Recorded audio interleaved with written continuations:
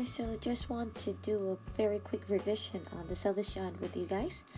And so the story started with the description of the giant's garden. There were 12 peach trees there, and the children played very happily every day in the garden after school. And then it was springtime in the beginning of the story, so there were blossoms of pink and pearl like the flowers of the peach trees. And then also we know that in autumn there will be a lot of rich fruits. So this is the description of the Selfish Giant's garden. And you know that the first part of the story used a lot of imagery, the literary device, okay, is to help you understand the image better, how the giant's garden looked like. But at that time, the giant wasn't in his garden. He was actually with his friend Ogre, the Cornish ogre, and the giant visited his friend for 7 years. They talked and talked and talked until they had no more conversation. So the giant decided to return to his own garden. And when John returned to his own garden, he saw lots of children play in his garden. He was very angry and mad, because to him, his garden was his own garden. That's what he said. And this sentence, my own garden, is an example of repetition. Okay?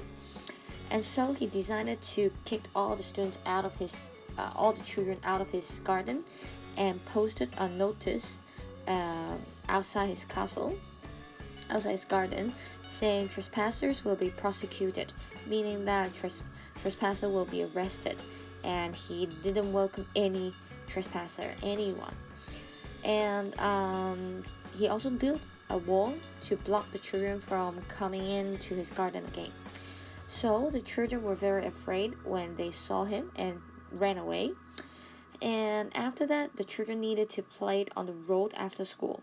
However, on the road, it was so dusty and there were lots of rocks and stones, and they didn't like playing on the road.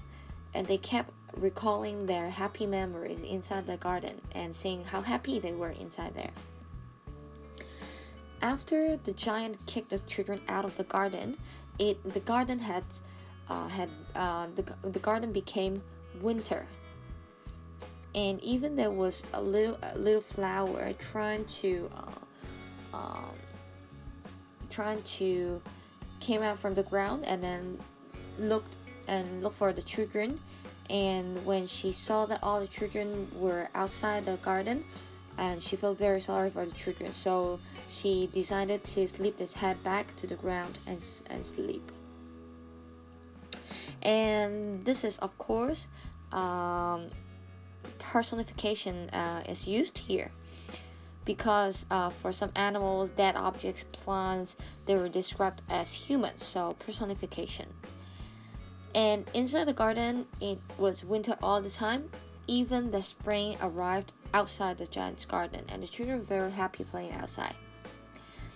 And in the meantime, since the spring has forgotten the giant's garden, because the giant was so selfish, didn't welcome the children to play in his garden, and so there were 4 visitors coming to the giant's garden. They were the snow, the frost, the north wind, the hail. And there were little descriptions. For the snow, it was covered with it covered the garden with snow, with her great white cloak. So you know that snow originally is just a natural phenomenon, and here Oscar Wilde gave snow the action, so you can see that personification is used. And apart from snow, frost also painted the trees silver. The north wind roared all day, blew the chimney pots down, the chimney pot down.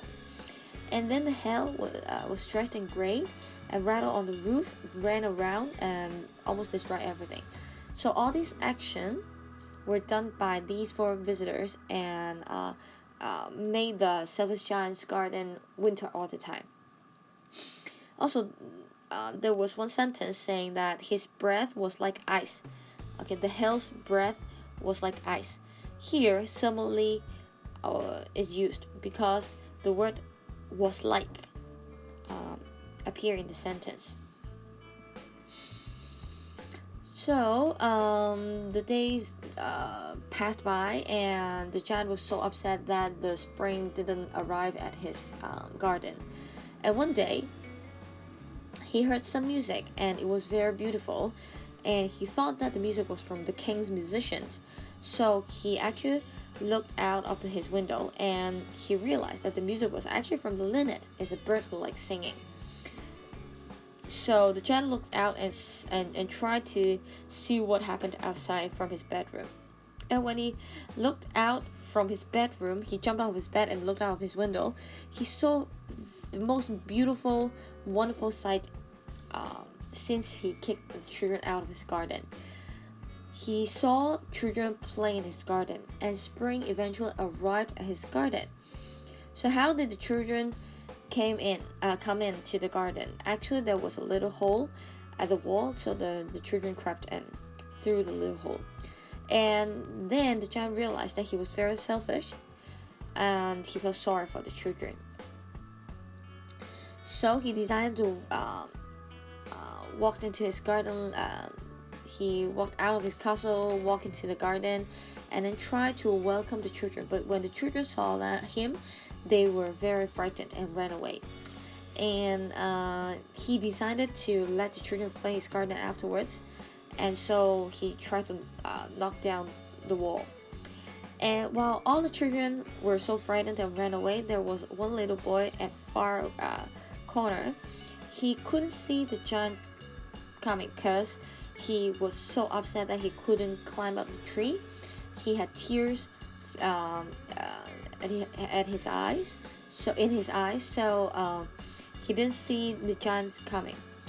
And when the giant walked towards him, he saw this little boy so pity that he couldn't climb up the tree, and he felt sorry for him. So he decided to held him up to the tree, and all of a sudden there was blossom. The birds sang sweetly onto the tree, and of course they became friends, good friends.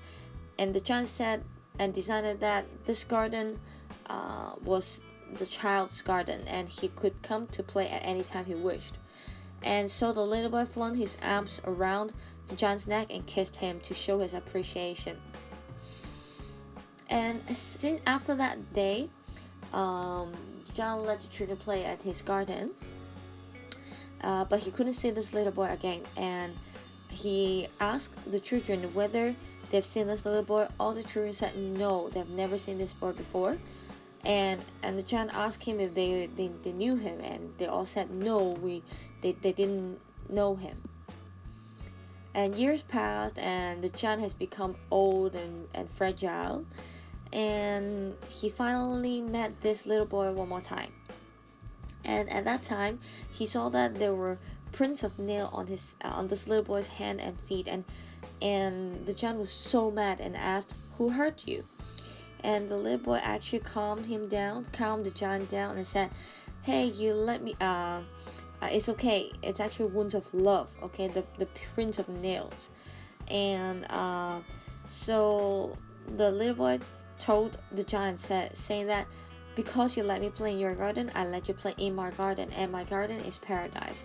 So from this point, we know that the little boy is actually Jesus, because there were prints of nail on his hands and feet that he sacrificed for people who believe in him.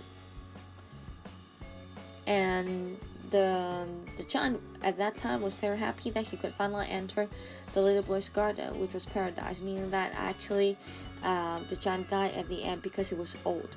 And so the giant died under the tree, and it was the body was covered with white blossoms, and that is the end of the story. So remember, this story is about how Oscar Wilde wanted to express his belief in Christianity, and he wanted to tell everyone that even he was rejected by people around him, Jesus still loved him. And it's just that people didn't understand him, and Jesus did understand him, and so he wanted to express his faith in Jesus in this story. So this is sort of the main theme of Selfish Giant. Hope you remember the plot and the theme, and also the literary devices used in the story.